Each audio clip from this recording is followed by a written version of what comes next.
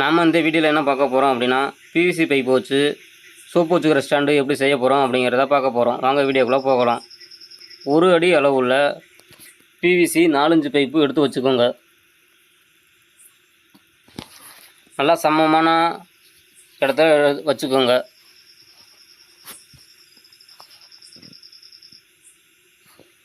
அளக்கிற tape எடுத்து அதோட மையத்தை 2 முனையிலையும் வந்து மார்க் பண்ணணும்.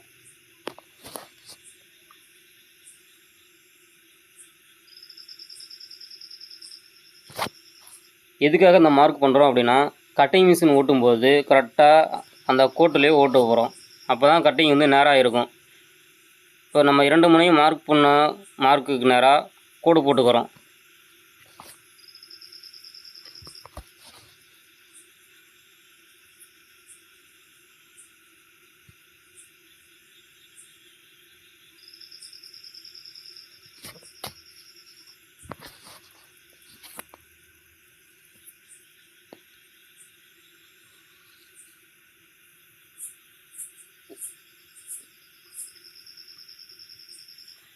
இப்போ மார்க் பண்ணியாச்சு.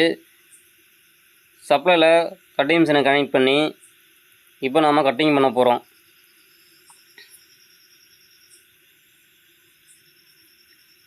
அதுக்கு முன்னாடி நாம் இப்போ என்ன பண்ண போகிறோம் அப்படின்னா, கட்டிங் பண்ணும்போது துகள்கள்லாம் கண்ணில் தெரிக்கும். அதனால் கண்ணுக்கு கண்ணாடி போட்டு நம்ம கட் பண்ண போகிறோம்.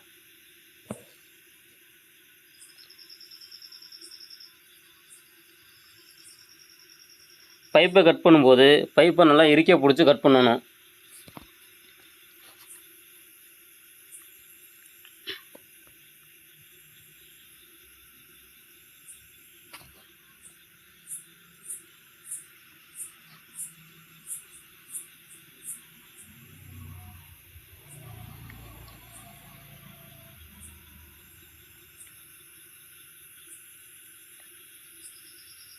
ஓகே, நாம் இப்போ பைப்பை கட் பண்ணி முடிச்சிட்டோம். கட்டிங் மிஷின் எடுத்து ஓரமாக வச்சுட்டு பைப்பை ஹீட் பண்ணுற கன்னை எடுத்து சப்ளையில் கனெக்ட் பண்ணி நாம் இப்போ பைப்பை ஹீட் பண்ண போகிறோம்.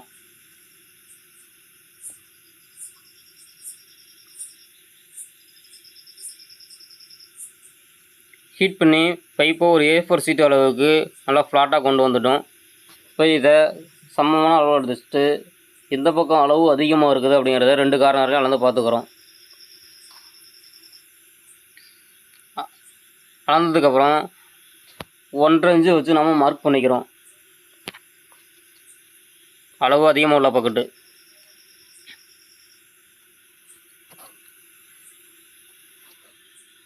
மார்க் பண்ணதுக்கப்புறம் 2 மார்க்கும் சேர்த்து நம்ம இப்போ ஒரு கோடு போட போகிறோம்.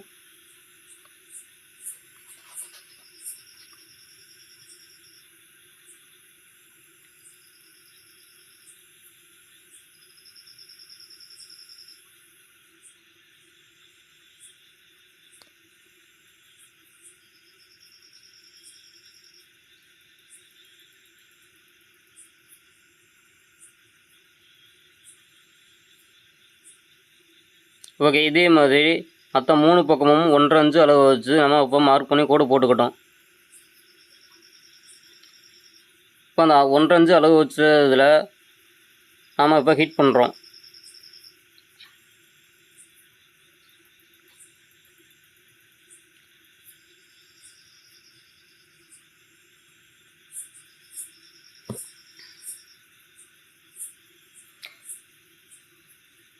ஹீட் பண்ணுறதுக்கு முன்னாடி ஒரு சின்ன கட்டிங் பண்ணணும். நம்ம அந்த 1.5 இன்ச்சு மார்க் வச்சதில் 2 கார்னர்லையும் நம்ம இப்போ கட் பண்ண போகிறோம்.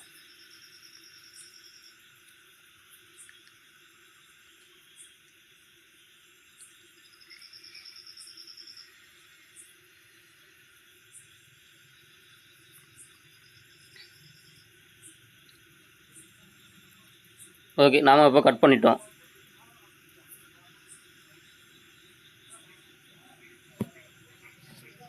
இப்போ நம்ம அடுத்து என்ன பண்ண போகிறோம் அப்படின்னா, ஹீட் பண்ணுற மிஷினை வச்சு இப்போ ஹீட் பண்ண போகிறோம்.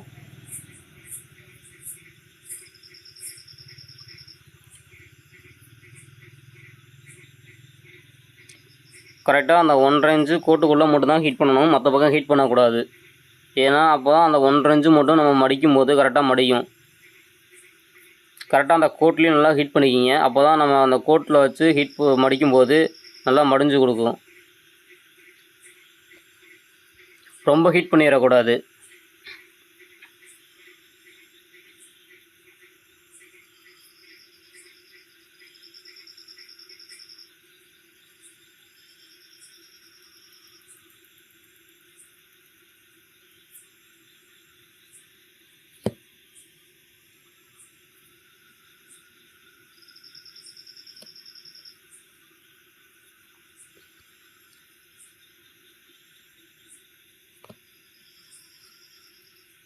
ஓகே, நாம் இப்போ ஹீட் பண்ணி முடிச்சிட்டோம்.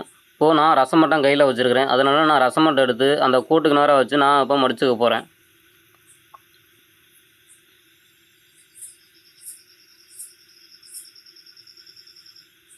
நல்லா சமமான இடத்துல வச்சு மடிக்கணும். அப்போ தான் கரெக்டாக மேடு பள்ளம் இல்லாமல் இருக்கும் நமக்கு மடிப்பு.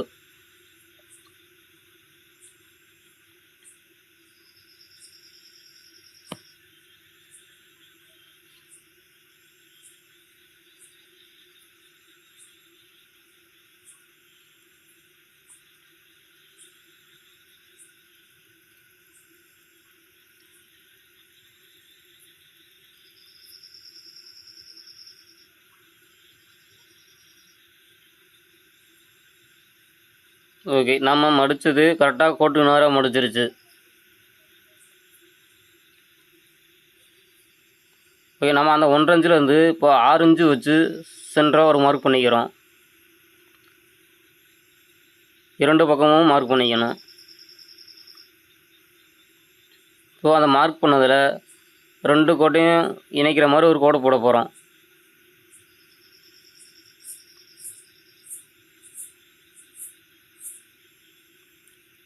நாம் அவுட்டரில் மார்க் பண்ணால் அந்த 1.5 இன்ச்சையும் சேர்த்து கோடு போடணும்.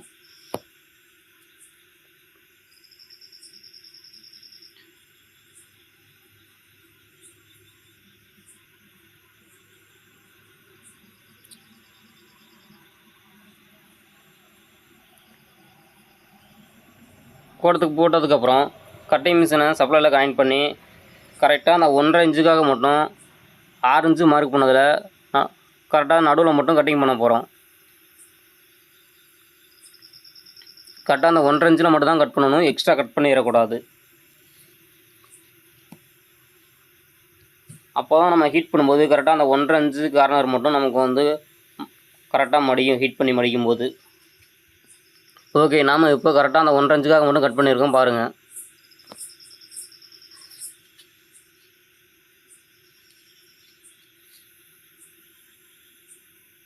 பாருங்கள், நம்ம இப்போ கட் பண்ணி எடுத்துருக்குறோம்.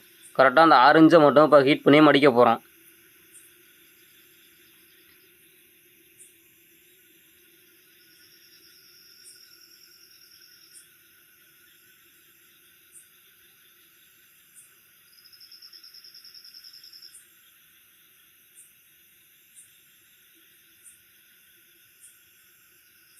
ஓகே, நாம் இப்போ ஹீட் பண்ணி 2 பக்கமும் மடித்து விட்டுட்டோம். கரெக்டாக பாருங்கள், அந்த கூட்டுலேயே மடிச்சுக்கிட்டு இருக்கிறோம்.